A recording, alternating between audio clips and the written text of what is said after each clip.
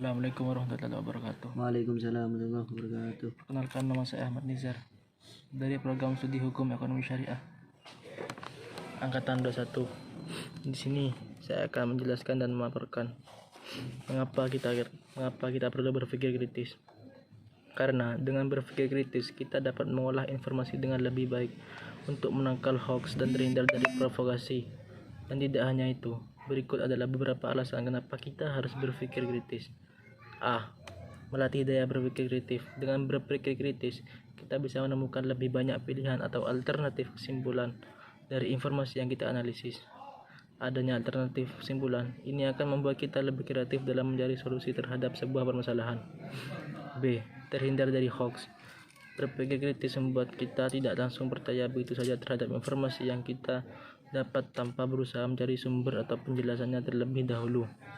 C. Memahami masalah yang sebenarnya.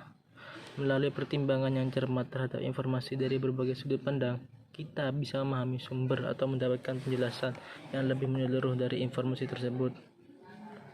D. Berpikiran terbuka dan tidak mudah terprovokasi. Berpikir kritis memastikan kita menyaring terlebih dahulu informasi yang kita terima dan tidak langsung membuat kesimpulan, sehingga kita didorong untuk berpikiran terbuka dan tidak mudah terpengaruh dalam merespon suatu informasi. Dan juga dengan berpikir kritis, kita akan mampu untuk menyaring dengan cerdas, cermat, dan bertanggung jawab atas segala macam informasi yang belum tentu baik dan teruji.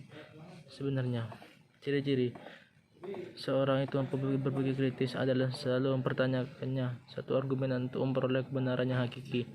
Hal ini karena seorang pemikir kritis dapat melihat secara tajam segala macam informasi yang diterima melalui pemahaman secara menyeluruh, analisis secara teliti, dan penilaian dengan kriteria yang dipertanggungjawabkan.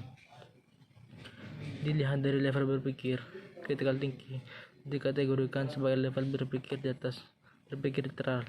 Nur Hadi 2009 menyatakan bahwa critical thinking adalah proses berpikir untuk dapat menganalisis apa yang dimaksudkan di balik informasi yang tersurat, misalnya untuk menarik kesimpulan atau menemukan implikasi, mengevaluasi, dan memberikan penilaian terhadap masalah yang dihadapi. Seorang yang berpikir kritis atau critical thinking selalu meragukan kebenaran informasi yang diperolehnya untuk memperoleh kebenaran yang hakiki. Pemikir kritis akan meneliti, menganalisis, menemukan logika, dan mengungkapkan kembali argumen-argumen sekaligus memberikan penilaian. Wheeler 2009.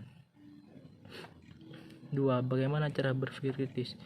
Yakni dengan mengidentifikasi, menganalisis, dan memecahkan masalah secara kreatif dan berpikir logis sehingga menghasilkan pertimbangan dan keputusan yang tepat, dan juga dengan menyaring berbagai informasi yang ada dan memilih yang terbaik yang sesuai dengan hakikat kemanusiaan kita, dan juga dengan menggunakan indikator kemampuan merumuskan masalah, memberikan dan menganalisis argumen, deduksi, induksi, dan mengambil keputusan, dan usahakan banyak bertanya.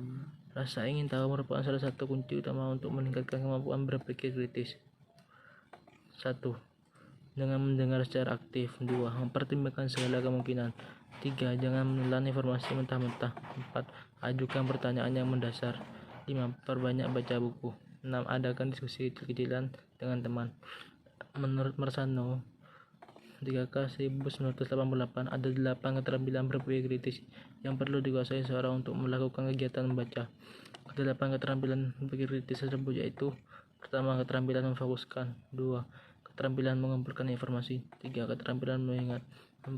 Keterampilan mengorganisasi. 5. Keterampilan menganalisis. 6. Keterampilan menggeneralisasi. 7. Keterampilan mengintegrasi. Dan 8. Keterampilan mengevaluasi. 3 fenomena yang perlu dilihat secara kritis yakni: yang pertama, kabar yang belum terbukti kebenarannya. 2. Pendapat seorang yang tentang satu hal.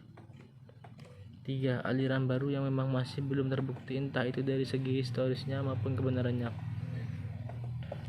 Pendapat saya tentang sebagian orang yang menilai filsafat sebagai ilmu yang sesat, yakni yang pertama, mereka itu takut untuk mempelajari satu ilmu maupun hal yang agak asing didengar maupun dilihat di lingkungan sekitarnya.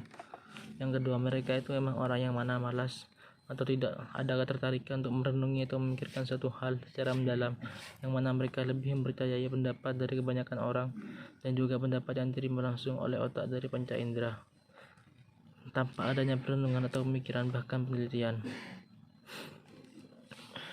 Ini saya pelajari yakni yang saya pelajari dari video di atas video saya, yakni saya dapat memahami bahwasanya dalam menyimpulkan satu permasalahan kita perlu merenunginya terlebih dahulu atau memikirkannya dan juga dapat menganalisa permasalahan tersebut.